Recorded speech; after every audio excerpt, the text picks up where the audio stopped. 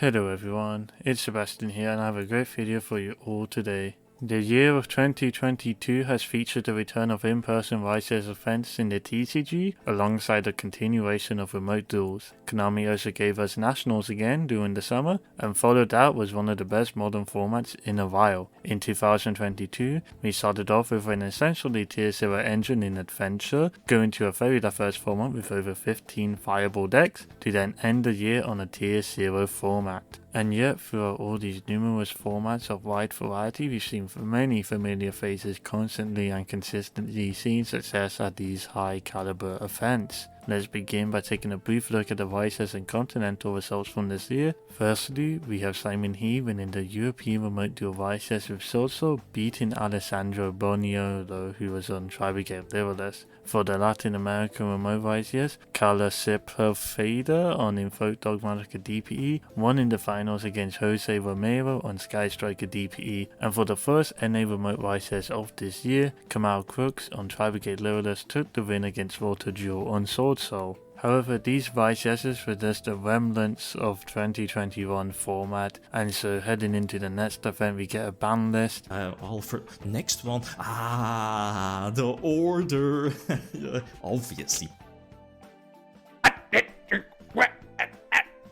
There's 3 Raigekis in the game! And boom, we get North America having their second remote duel Vices, where Paulie Aronson, with a 60-card pile nicknamed as Based, took on Aaron Pastrana on Adventure Prankage to claim a Vices victory.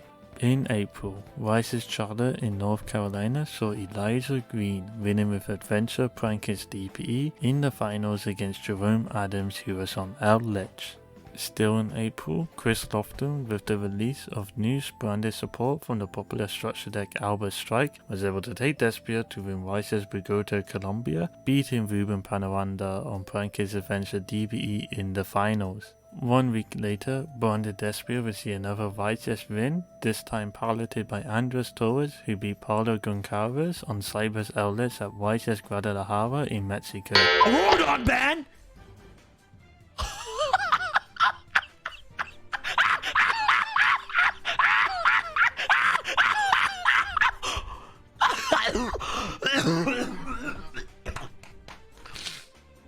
I got COVID looking at this ban list. A new ban list halfway through May would see the community usher into a brand new format to go into the Continentals with. 1 week after this ban list, Po Jiang will successfully maneuver Sky Striker into gaining another Vices win, this time beating James Jin Young Kim to deny Despia its third Vices win in a row at Vices Hartford, Connecticut. This will be the last Vices to happen until after the Continental Championships take place. In the meantime, Europe, South and Central America and Oceania each have a set of different nationals that take place. I am missing some of the small national results, so apologies for that, but here is most of them, and to save time because there are over 30 of these, I'll rush through each one very quickly. Peter Molnar won Austrian Nats with Despia, Fernando Mamani won Bolivian Nats with Infernoble, Max Toledo won Ecuadorian Nats with Salamangre, Matthew Brady won Irish Nats with Swordsaw, Julio Fallets won Spanish Nats with Fluronderies, Laura Strangberg won Swedish Nats with Swordsaw, Sean won Belgian Nats with Swordsaw, Brian Pacheco won Chilean Nats with Phantom Knights, Atu Grun won Finnish Nats with Despia, Fernando Padilla won Guatemalan Nats with Despia, Liam De Bono won Victoria Nats with Swordsaw,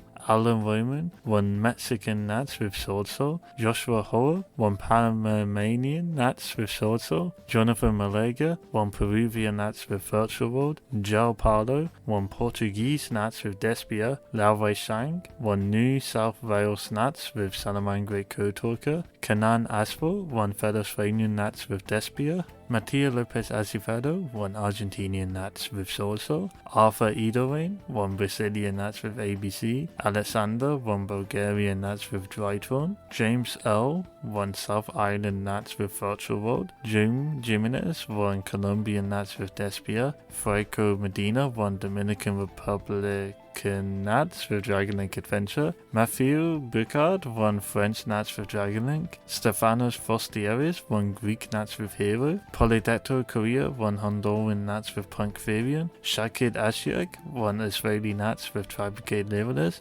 Brian Kaiser won Dutch Nats with Sword Soul. Harrison Nishaw won Western Australian Nats with Dragon Link. Carlo Saketic won Solfelian Nats with Sword Soul. Ivan Bajosic won Croatian Nats with Salamangrate. Janda Hang won Danish Nats with Despi Adventure. Saspo Tomas won Hungarian Nats with Subterra. Marcel Burry won Swiss Nats with Punk Adventure Eldritch. Daniel Hartmann won German Nats with Punk Variant. Diego Goncelli won Italian Nats with Fluanderies. David Crystal won North Island Nats with Despia. And Dr. Nick Burgess won British Nats with Drytron. On this last week of Nationals in Europe and Oceania, Central America saw the first Continental Championship of 2022 and the first one since 2019. This event was run by Elaine Munoz, who piloted Fluanderies to beat Manuel Vargas on Dragon Link Adventure in the final. The next week was the South American Championship, which was won by Hernan Bravo on branded Eldritch, followed by Diego Venegas in second place with Punk Adventure. 3 weeks later was the North American Championship, which ended up being won by Hanso Aguero on Sorso, winning against Ryan Yu on Sky Striker. The 2022 North America Yu-Gi-Oh! Championship, Hansel Aguero. How about that?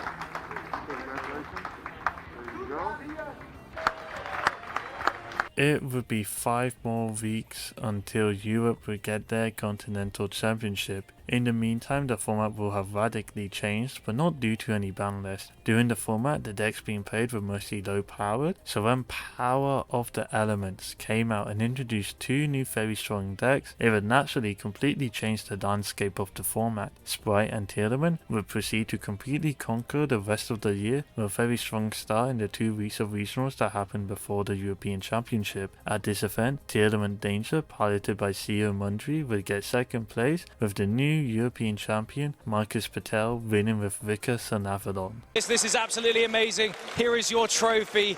Please give that a lift for us, sir. There you go, your new European champion. This is so exciting. Marcus, tell us how it feels.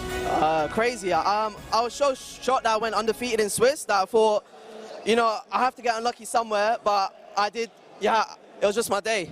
The week after the European Championship, we see another set dropped, Tactical Masters. This would introduce Runix, a deck everyone seems to be really enjoying in Master Duel right now. However, YCS Rio de Janeiro, which was the same week as the set, would not be able to play with the new Runix strategy due to other issues. This led to the event being won by João Lima, who took pure Mystic Mind, beating Marcus Jorenko, who was on Mathmech Ignista. But the next week we see the end of the Continental Championships. Oceania will have their championship finally after several months of waiting, and the winner will end up being Dino Spasovsky, who took pure Teardomen to beat Boden Temnik's Danger Teardomen in the finals. Dino Spasovsky, our winner of Oceanic Yu-Gi-Oh! Championships 2022!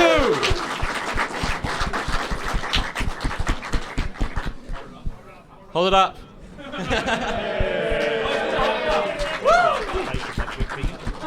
The week after was YCS Niagara in Canada. This was won by Raymond Dye, who piloted Etza's sister against Jesse Cotton's Danger Teardomen to win the finals. YCS Niagara would be the last major event that happens until the ban list, which sought to weaken Teardomen and Sprite in the lead up to the big gains they will receive from the next core set Darkwind Blast.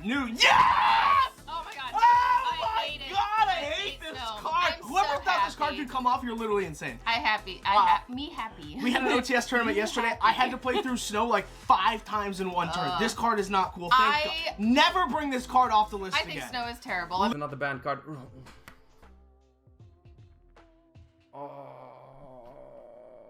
We've been hit right in the heart. We lost Ronin Toden. A minute of silence. However, there was a 2-week period between the ban list coming into effect and Darkwind Blast being released. during this period, saw the second time in European history and the first time this year that YCS has a top 64 top card due to the high number of players. With everyone assuming Sprite was completely ruined by the ban list and expecting a tournament sweep, YCS Utrecht ended up being completely taken by surprise with Runex Sprite. Joshua Smith would also win this YCS with Runex Sprite, beating Dinkaburi in the Runex Sprite mirror match. Here you are, the champion of YCS Utrecht. So we are going to present you with your trophy. Guys, please give it up for your Yu-Gi-Oh! Championship Series champion, Joshua Schmidt! Congratulations, Joshua. At the same time as YCS Utrecht, a 3 vs 3 YCS will be hosted in Quito, Ecuador. This is a special event that Europe has never gotten ever, and I am not jealous. Okay, I'm not jealous at all.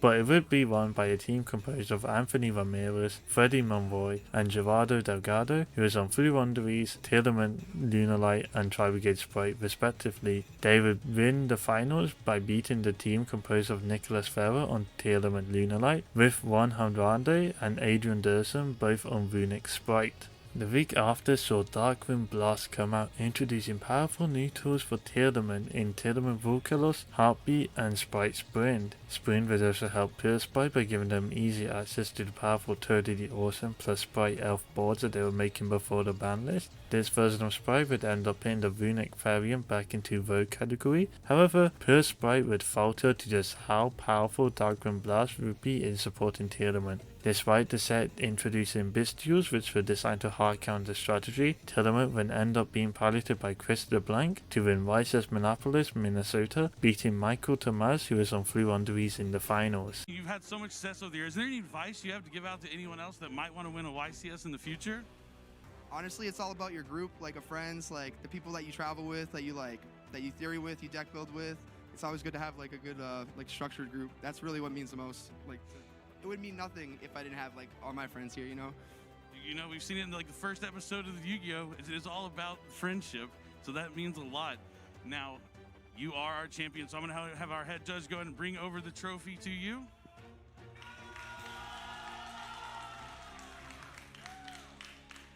Here is our YCS Minnesota champion, Chris LeBlanc.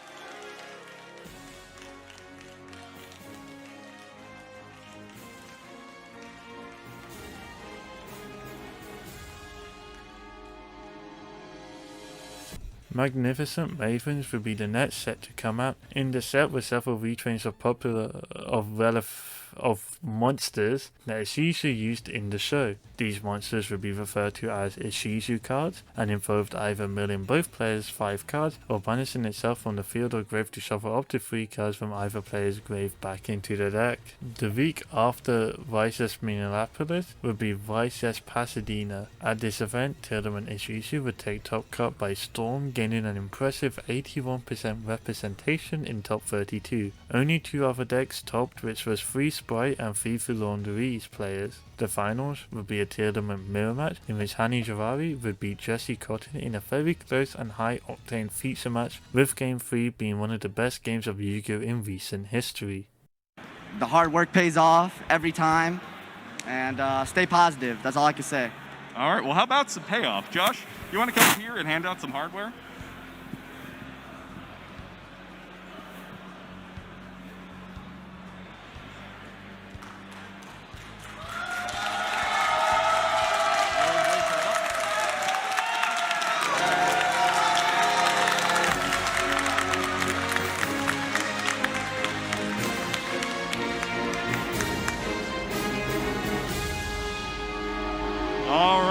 The week after would be the biggest event of the year, YCS Dortmund in Germany, which would host 2,600 players roughly. This would be a top 64 event again due to the growing size of the player base, making it the biggest event of 2022. Despite it being top 64, Top Cut would still be almost entirely dominated by a single deck in Tournament Ishizu. They would represent 75% of Top Cut with 48 players, whilst the second most represented deck, Fluronderies, would only have 10.9% of Top Cut with 7 players. Madolce, Sprite and Runic would would be among some of the decks that would attempt to dethrone Tournament Ishishu. However, the event would be won by Vincenzo or Athena, who would win the finals of Tournament Ishishu against Mariah or Gaur on Fluenderies. Vincenzo, congratulations. You won the biggest YCS European event that we've ever had. It's been absolutely amazing. You've beaten over 2,500 duelists to get right here. How do you feel? Yeah, it's crazy for me. Of course, I want to thank everyone. I consider Yu-Gi-Oh! Not a single player game, so I didn't do anything alone, to be honest. And it's crazy. I still have to realize everything, to be honest. You did look shell-shocked when I came on stage and saw you there, head behind your hands in disbelief. But believe this, you are the winner of the Yu-Gi-Oh! Championship Series in Dortmund, and we can present to you your trophy right here. So everyone, give it up for your champion, Vincenzo Oravino, everybody! An absolutely amazing tournament. Thank you so much. A new boundary was later revealed, which would see a slight smack on the wrist for a tournament with just Herald of Orange Light being hit to one. Thank the Lord. Okay, so this is the most frustrating part of a Shizu Tournament by far. The fact that you can open Herald of the Orange Light to potentially prevent your opponent from resolving a card like Dimension Shifter, which would otherwise provide some sort of counterplay to a Shizu Tournament, was very frustrating. This would be followed up with every other deck being given a large red nuclear button labeled Full Tournament, with Microcosmos, Dimensional Fissure, Ptolemus, and Metaverse all being unlimited. Ptolemus? What? Wait, everything? Wait, Ptolemus? That's really good for me, because I have an ulti that I also have no money, so that's really good for me. D-Fisher and Macro kinda sucks.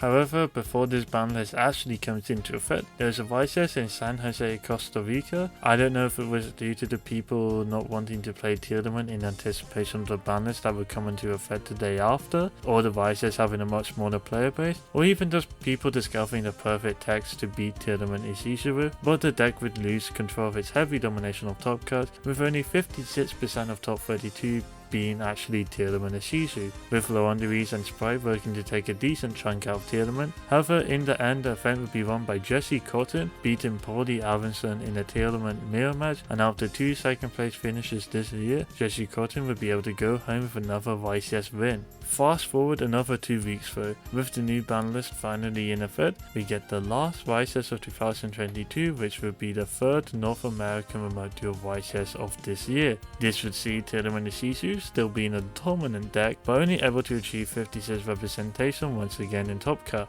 Fluenderies and Sprite would take equal chunks out of Tournament's top cut representation, and in top 4 there is a tier mirror match and a Flu mirror match, which guarantees the finals of Tournament versus Fluenderies. Fluenderies being put forward as the perfect counter to Tournament would finally get its chance to win a YCS against the deck it's meant to counter. However, Tournament is still a much stronger deck, and so after the long wait, we finally see the last YCS of 2022 being won by Christian Urena using Tournament to beat Cesar Corsia's Fluenderies.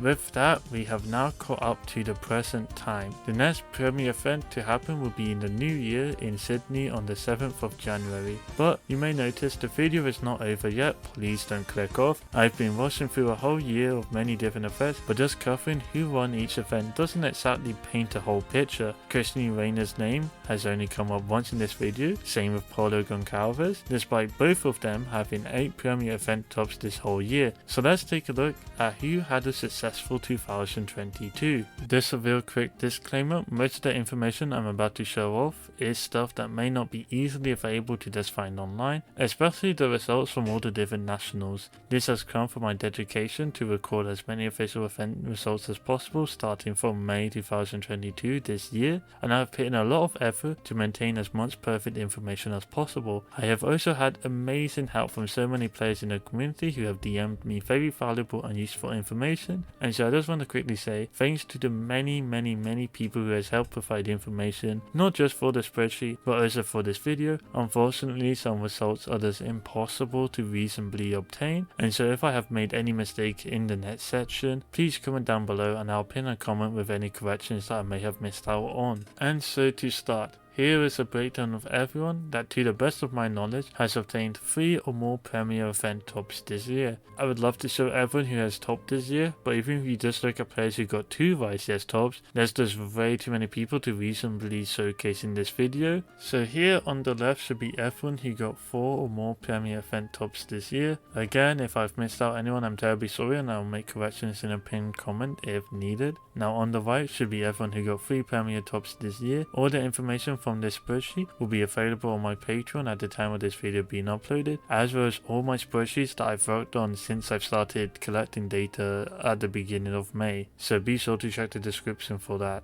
I just want to quickly say though, the idea of topping a YCS seems so hard for me personally, so seeing some of these players with like 4+ Premier tops is just so insane to me. Even just getting 2 tops seems like so out of this world, yet some of these players just casually will top whatever venue they step into. But I'm not going to dwell on that. Instead, I wanted to go into significant more depth about these players, looking into where they got each of their tops, what deck was from what event, and how far they made it into Top Cut. Let's start with Paulo Goncalves and Christian Reina, who both have 8 tops this year. Paulo Goncalves' highest finish this year was 2nd place at YCS Guadalajara. Christian Reina's highest finish this year was 1st place at the 3rd 2022 North American Remote Duel YCS with Tiedemann.